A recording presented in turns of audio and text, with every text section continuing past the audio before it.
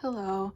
So this is a molecule that I was assigned, and I've already redrawn it out just for time's sake, and I've added in the lone pairs. There's 2 lone pairs on each oxygen, and then there's 3 lone pairs of electrons on each halogen, the bromine, the fluorine, and the chlorine.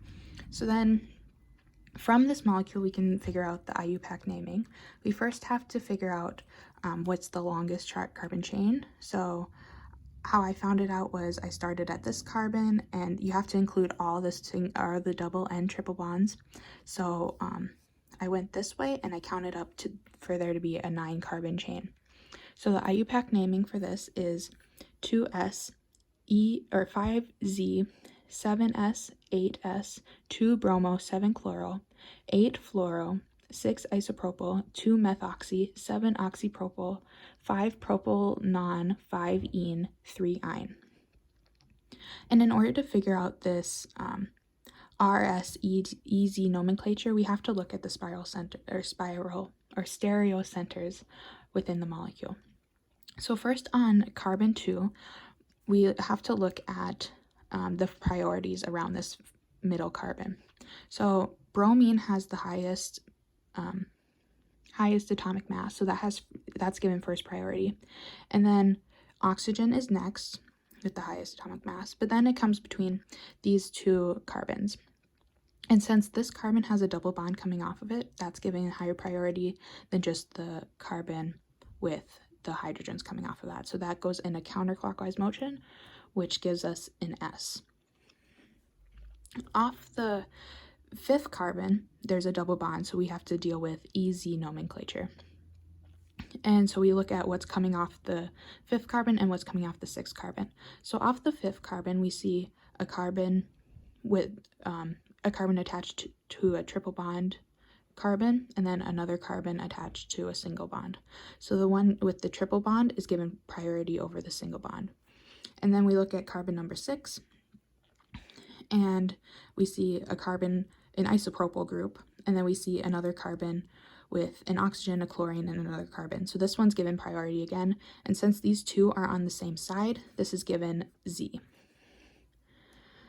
Off the 7th carbon, we look at the middle carbon and we look what has first priority. We see that chlorine has the highest atomic mass, so that's given priority.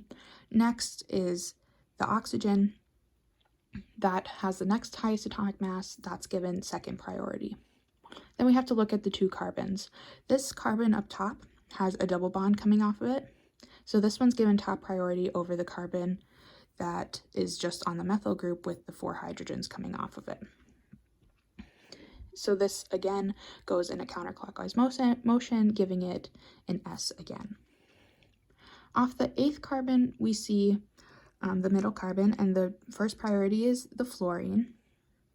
And then we see that the last priority will be the H, because H's are usually given last priority. And then there's 2 C's, so we have to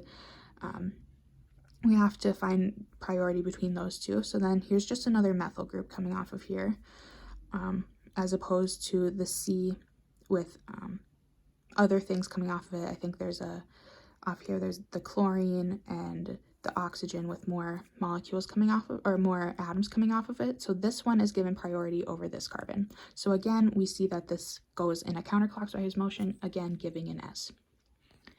Next, we move on to the IHD.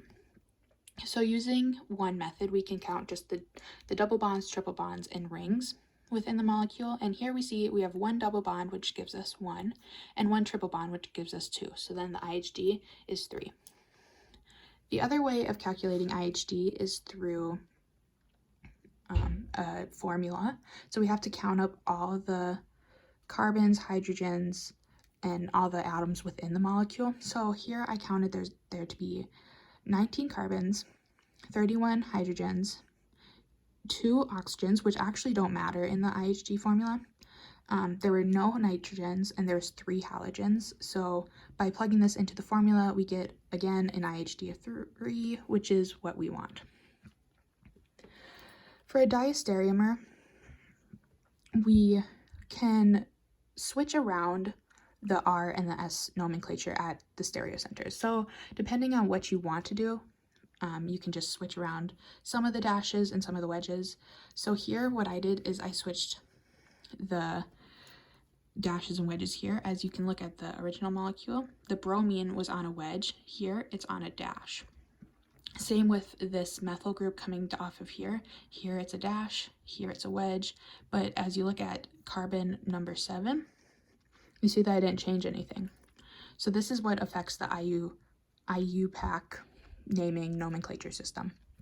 So originally we saw that it was 2S, but here since we flipped it, it's now 2R. The 5Z stays the same, and the 7S also stays the same because we didn't switch anything here. But again, the 8R changes because we switched from S to now R. And then it still stays the same for the 2-bromo, 7-chloral, 8-fluoro, 6-isopropyl, 2-methoxy, 7-oxypropyl, 5-propyl-non, 5-ene, 3-ine. Oh, that's a mouthful. So it really doesn't change that much other than at those stereocenters with the RS nomenclature. Next, we can move on to the enantiomer. And I find that the easiest way to write out an enantiomer is to just do a mirror image of it. So for the IUPAC naming, the only thing that changes is all the S's change to R's from the original molecule. So since all of them were S's, all of them are now R's. The EZ doesn't change at all. So now the IUPAC naming is 2R, 5Z, 7R, 8R, and then the bulk of the name is still the same, the 2-bromo, 7-chloral, 8-fluoro, 7-isopropyl, 2-methoxy, 7-oxypropyl, 5-propyl-non, 5-ene, 3-ine. Lastly, we move on to the Newman projection of this molecule. So the arrow that I was given was right here. So this carbon is my front carbon. So there's a fluorine coming directly down from it and an H and a methyl group. And then in the back, you can see there's a carbon with the rest of the molecule going on off over here, and the chlorine, and then the oxypropyl group. And this is in the staggered formation. So if we were to move the back carbon by 60 degrees, so that would move everything in the back 60 degrees. So if we were to move that, it would be in an eclipsed form. So now the carbon's moved over here, the oxypropyl group's moved over here, and the chlorine is now moved over here. And as we know, staggered formations are always lower in energy than eclipse formations because there's not as much there's not as much strain. So we know that staggered will always be lower. It will always be lower in energy than an eclipse molecule will be. So by doing everything here, we can see that this molecule, there's a lot going on, but we got it figured out. So thanks for watching.